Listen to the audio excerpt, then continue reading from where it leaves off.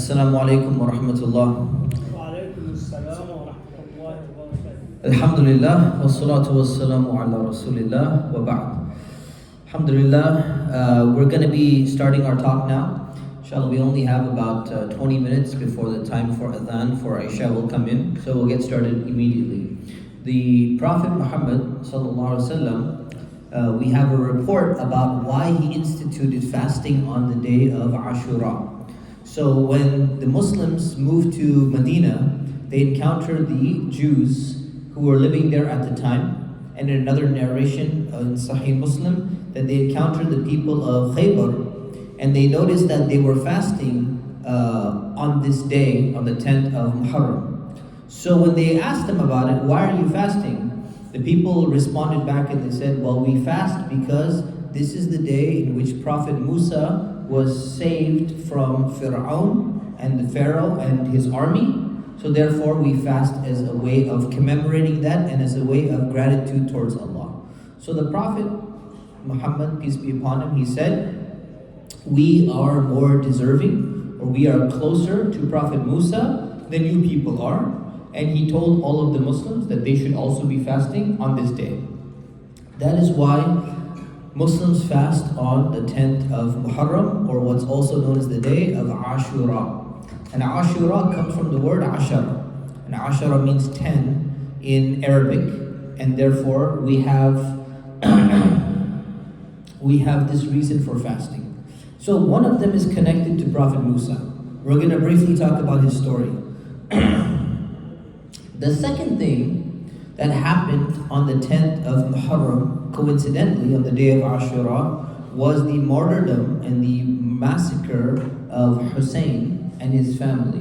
And Husain is the grandson of the Prophet Muhammad, peace and blessings be upon him. So we're going to briefly talk about that too. So we're going to talk about these two things, and we're going to see what the day of Ashura is about, and maybe I'll address a few questions as well about why people celebrate or commemorate Ashura in different ways. So let's begin with the story of Prophet Mousa.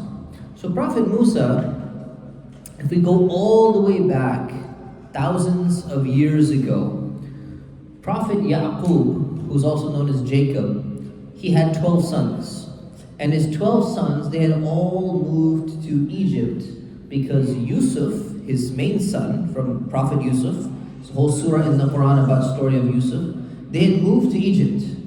And when Yusuf moved to Egypt, he brought his entire family over to Egypt because he was put in a position of authority and power over the land of Egypt, because he saved them from the famine. And he was somebody very loved by the people of Egypt at the time. What happened was, after the generations, people forgot all about the brothers of Yusuf, the tribes of Yusuf. I think he's asking the brothers to move to this side, and the sisters can stay on this side, inshallah. So the family of Prophet Yusuf, or the family of Yaqub, these people had children, and these people became known as the Bani Israel, or the children of Israel, because the nickname of Prophet Yaqub was Israel, or Israel. That was one of the nicknames that he had. So since he had these 12 children, these children had children and they had children and they had children, each one of them made up a tribe. So there were 12 tribes, and these 12 tribes became known as the children of Israel, or for short, the Israelites. So what were they doing in Egypt? How did they get in Egypt in the first place? If we go all the way back to the story of Prophet Yusuf, they had migrated from the area where they lived before, which was Sham, Greater Syria, Palestine, all of that region. And they had moved to Egypt because of Prophet Yusuf, because he had a special political authority and position in Egypt. So they moved there and they lived there. The people loved them. The people respected them because they loved Yusuf and they respected Yusuf. But what happens is, as time progresses and time goes by, people forget that connection. And eventually, people started looking down upon the children of Israel, upon the Israelites. And the Egyptians started getting this built-in nationalism, this tribalism, saying, we are the people of Egypt. We are superior. Who are these foreign people that are living here? These people are foreigners. They don't belong here. There's nothing special about them. So every single leader of Egypt was known as a pharaoh or Fir'aun. And what ends up happening is one of these leaders comes to power around the time before Prophet Mousa is born, and he goes and he has such a nationalistic, tribalistic program. He goes, and maybe some people before him, he enslaves all the children of Israel, and he makes them work forcefully on all of their building projects and everything. So today when we go and we look back and we're like, look at the pyramids and look at the Sphinx and look at all these amazing things. Well, it's very impressive how they were able to design these things. But the key is, some people had to make that and do the physical labor to do that. And among the people who were doing some of those building projects were the children of Israel, were the Israelites, the Bani Israel. And they were being enslaved, and they were being punished, and they were being tortured, and they were treated like third-class citizens at the time. So somebody comes to the Fir'aun, to the Pharaoh of the time, and he was basically a priest, but a priest was also like a fortune teller in Egypt. So he told him, he said, I had a vision that there's going to be a child that is born from these people, from the Israelites, and this child will be born in this year, and he will destroy your kingdom. So the Pharaoh got so frustrated and got so scared because they used to believe in these things. So he decided that he's going to kill every single male child that is going to be born in that year as a precaution, as a protection. And he let all the women live because who's going to lead an army? It's going to be one of these boys based upon the prediction of this soothsayer or this fortune teller. So they started killing all these baby boys. And what they would do is they would go among the children of Israel. Any woman who is pregnant, there would be special police, Egyptian police, Secret Service agents, going around, and they would check to see if the child is going to come out as a boy or a girl. If it's a girl, she's allowed to live. If it's a boy, they would kill the child on the spot, either strangle it or stab it or something like that. All of the male children were dying. So there was one woman, and that was the mother of Mousa, who was actually able to hide her pregnancy. And how will you hide a pregnancy when there's soldiers around? She probably was wearing very loose clothing, so no one could see that she was pregnant. And she was probably staying mostly at home, not wandering around very much, because she was very concerned what's going to happen if she delivers a male child. So when the time finally came for the delivery, she was able to deliver that child in secret, and it was a male child. So Mousa was spared for a few days, but a child cannot simply live inside the home secretly, never go outside, never interact with anyone. Someone is going to tell the Egyptian police that a male child was born, baby Mousa is going to be found out, and he's going to be killed. So what happens is the mother was very concerned. And she's thinking, what should she do? What should she do? Allah had a plan for this child. Allah inspired the mother of Mousa in a certain type of revelation that's similar to what a prophet receives, but a little bit different, that this child is going to be special. You take this child and you breastfeed him, and then you're going to put him into a box and you're going to put him into the Nile River, which was there in Egypt. Now, this is kind of a crazy idea. What if you put a baby in a box and you put it in a river, and the Nile River can be pretty wild. It's pretty intense if you've ever been there. So if that box flips over, baby's dead. Where is this box going to end up? It can end up at any random person. It can end up at the police department. It can end up at any Egyptian household. They'll immediately tell the police, and the child is dead.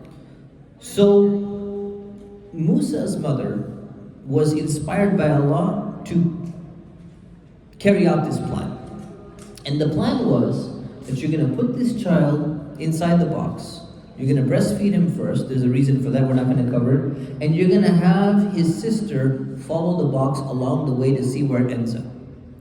And when she did that, and she put the baby into the box, and it went down the river, it ended up at the palace of Pharaoh, at the palace of the Pharaoh. And who intercepted the box first? It was the queen of the palace, who's the wife of Fir'aun, Asya. And when she saw the baby, she immediately fell in love with the child. And the people grabbed it and they said, you know what, this is an Egyptian child. We can just tell by the facial features, this is an Israelite child. It needs to be killed. But Allah put in her heart the love for this baby, and she did not have a child of her own. So she went and she asked her husband, the Pharaoh, Fir'aun, can we just make this one exception? We can adopt this baby like our own child, and we're going to raise it ourselves, so there's no fear, nothing's going to happen, everything is going to be perfectly fine. So by the decree of Allah, by the qadr of Allah, the one exception that Fir'aun made was exactly the child that was going to lead to the downfall of his entire kingdom. So all planned from Allah. So we don't have time to go through the entire story, but fast forwarding, Mousa grew up in the palace. Later on, when he became a young man, he got involved in a fight between two people. And he was trying to help the person who he thought was being oppressed. And what he ended up doing was, he ended up punching that person. And the person, just from a punch, ended up dying. Now this is not normal. This is something that usually people will not die from one punch. And it could be that he landed on something and it just hit his head on a rock or something like that, and he ended up dying. But now, even though Mousa was raised as like an adopted child of the Pharaoh, he was still an Israelite at the end of the day. And people came to know that. So he ran away and he was told that they're coming to kill you, they're going to arrest you, and you're in big trouble, you need to get out of here. Mousa runs away to another land called Midian. He spends 10 years away from Egypt. He gets married. Finally, 10 years later, he decides he's going to come back and visit his family. Allah subhanahu wa ta'ala reveals to him in the desert that, Mousa, you have a mission. I'm choosing you to be the prophet of this community, and your job and your goal is to come back and you're going to tell the Pharaoh that you should stop claiming to be God because people were worshiping him. And you're going to let the children of Israel, you're going to stop persecuting them, you're going to let them be, and you're not going to do anything else. There was a challenge that took place. There was some miracles that took place. Fir'aun was stubborn. He refused to listen to the message of Allah. He refused to listen to Prophet Mousa. So eventually, after a very long time, the escape. So then finally Allah tells Prophet Mousa, it's time for you to leave this land of Egypt, and you're going to take all the children of Israel, because technically the children of Israel are the previous Muslim Ummah. They're the Muslim Ummah of that time. They're the ones who are only worshipping Allah. They're not praying to Pharaoh. They're from the lineage of Prophet Yaqub and Prophet Yusuf. So now they have another prophet, they have Mousa with them. So Allah revealed to Mousa that you should lead the children of Israel out of the land of Egypt. He told them, start preparing to migrate. We are going out of this land because they're not changing. They left in the darkness of the night. And Mousa led the 12 tribes of Israel all the way outside of Egypt. And while they were going, Fir'aun found out that these people are leaving in the middle of the night. He assembled his massive army, and they followed them all the way until they reached the sea. When Mousa reached the sea, they had no boats with them. There's no way that they could cross the sea. So the people started getting very mad at him. They said, Mousa, we're following you, and now we're here, we're stuck in front of the water. We're going to die. The army is coming from behind us. What are we going to do? And then they looked back and they saw that Fir'aun and his army had closed in, and they were ready. And if you're fleeing from Egypt like this, without permission, they're going to slaughter you. They're going to re-enslave some and they're going to slaughter the rest. So the people were upset. They're like, what kind of prophet are you? How could you do something like this? We trusted you, and look what you did. We're stuck in front of the water. Now we're going to die. Mousa alayhi salam, peace and blessings be upon him, he said, no, my Lord is with me. I'm putting my trust in Allah. Allah will guide me what I'm supposed to do. And then finally Allah revealed to Prophet Mousa that he should take his staff and he should strike the sea with his staff. And he did. And as soon as he did, by the will of Allah, the water started splitting, and on each side there was like a giant mountains of water, and there was a nice valley in between where they could cross and walk across. Prophet Mousa and the children of Israel, they walked through this dry area of the sea, and they safely made it to the other side. What did Fir'aun do? After seeing this miracle in front of his eyes, he's already seen other miracles of Prophet Mousa. He saw this miracle in front of his eyes, and he said, we're going to pursue them and we're going to keep going. So he took his army and he charged after them through the dry land.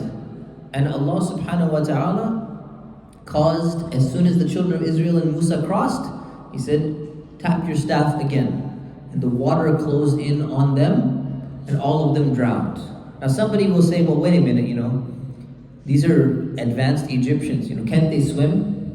This is an army. So I want you to think about the scene here.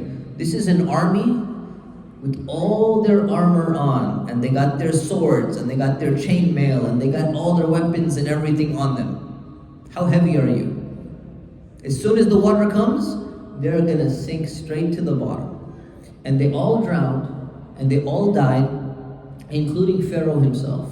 And then the body of Pharaoh, because he was so powerful, people were so scared of him, his body washed ashore so that people could see him. And this is why Allah subhanahu wa ta'ala said that we have preserved his body as a sign for people to see that look what happened to the people who rebelled against Allah. Nobody thought anyone could ever defeat the powerful Egyptian army, especially not a group of Israelites who had no weapons, no military training, no army, nothing. But the power of Allah subhanahu wa ta'ala caused that defeat. So this is the story of Prophet Musa, and among the reasons why we are fasting on the day of Ashura. Now another thing happened. In Islamic history, thousands of years later, in the year 60 AH, AH means after Hijrah. And Hijrah means the migration of the Prophet, peace be upon him, from Mecca to Medina. So, several years after the Prophet, peace be upon him, passed away, there were many Khalifas. Abu Bakr was the first Khalifa, and then Umar, and then Uthman, and then Ali. And what happened was, when Ali was the Khalifa, it was contested. It was contested by somebody named Muawiyah. And there was a civil war that ended up breaking out between the Muslims. And this is known as the First Civil War. And this civil war cost the lives of many, many Muslims. And finally, after Ali was killed, his son Hassan, and he had two sons from Fatima. He had Hassan and Husain. And these are the grandchildren of the Prophet, peace be upon him. So Hassan made the decision, and he said, you know what? I am not going to continue this war, because if he made the claim to be the Khalifa, he said that this war is going to continue the way it's been continuing for many years. So he said, I am going to bring peace to the Muslim community. I will not claim the title. I'm renouncing the title. I'm renouncing the position of being the Khalifa or the Caliph, kind of like the super president of all the Muslims of the community. I'm not going to take that for myself. So he retired and he moved to Medina, because Hassan and Husain had both moved to Kufa when their father Ali moved to Kufa and established the Khilafah there. After Hassan retired and said, I have nothing to do with politics, I'm not making a claim to be the Khalifa anymore, they moved back to the city of Medina, and Muawiyah became the Khalifa of the time, and there was relative peace after a long period of civil war. And Muawiyah had many positive things that he did and some negative things that he did as well. But one of the worst things that Muawiyah did, one of the most controversial decisions that he made, was that he decided that the next Khalifa was going to be his son when he dies. And his son's name was Yazid. And Yazid was not the role model of a Muslim. In fact, there are reports to show that even he used to drink wine and do some other things. So he could have Muawiyah could have appointed somebody who's more righteous.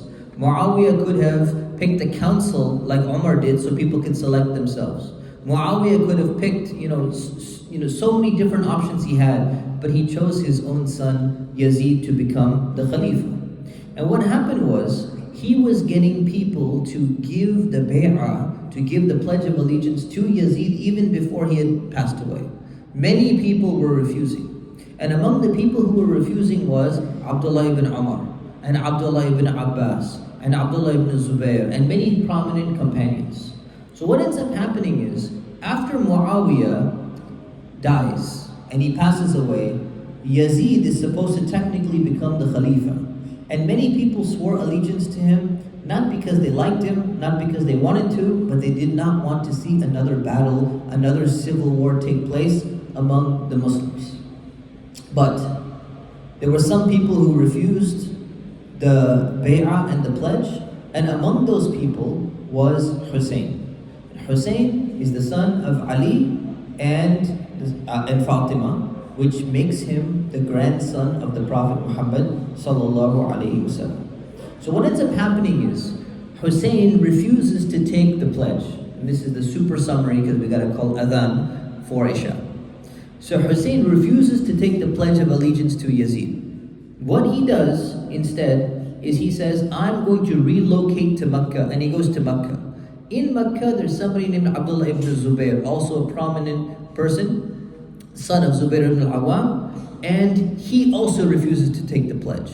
So Husain has a lot of followers, and they encourage him. They said, you establish being the Khalifa right here in Mecca.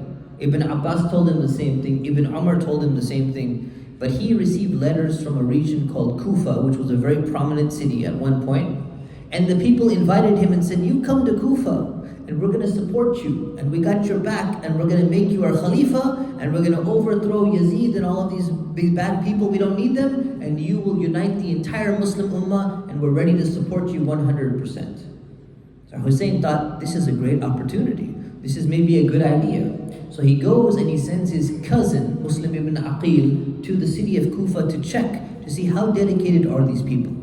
When he goes and he finds out that there's a lot of support. Everyone is saying all the prominent tribes of Kufa have pledged that you should be the Khalifa, and they're inviting you to come to their city. So Husain says, this is a great opportunity. Let me go ahead and make my way. He made his way to Kufa. And while he was on his way, the news had already reached Yazid. Yazid dispatched a tyrannical governor named Ubaidullah ibn Ziyad, and he put him in charge of Kufa. He went and managed to bribe and coerce all the people who were supporting Husain to give up all of that support, to basically rat on each other. He bought all of them out, and they all renounced their support for Husain, and many of the leaders over there were killed. While Husain was on his way, he was almost at Kufa. He was just outside of Kufa at a place called Karbala. Finally, he got the news that, the entire revolt, the whole rebellion, the plot has been exposed. I don't have any support. The people of Kufa are not really coming to help me. What should I do? He decides that, they give him one option. You are going to pledge allegiance to Yazid as being the rightful Khalifa. Husain refuses and says, I will never do that. He is not a right, fit person to be the Khalifa. I've already started on this journey. I'm going to continue on this journey. An army of over 1,000 people surrounded him, and he only had about 100 people with him. He decided that I am not going to die, and I'm not going to give up and be humiliated. I would rather die with honor. Husain fought a battle known as the Battle of Karbala, only like 100 people against over 1,000 people, and every single one of them was killed and martyred. All of the men were killed, including Husain. The women were spared, and only one person survived, and that was one of his sons, because he was sick and he was in the women's tent. So he survived, and he's known as Zainul Abidin. And this is one of the very sad incidents and events that happen in the history of Islam. It's something that we should reflect upon, we should learn a lot of lessons from.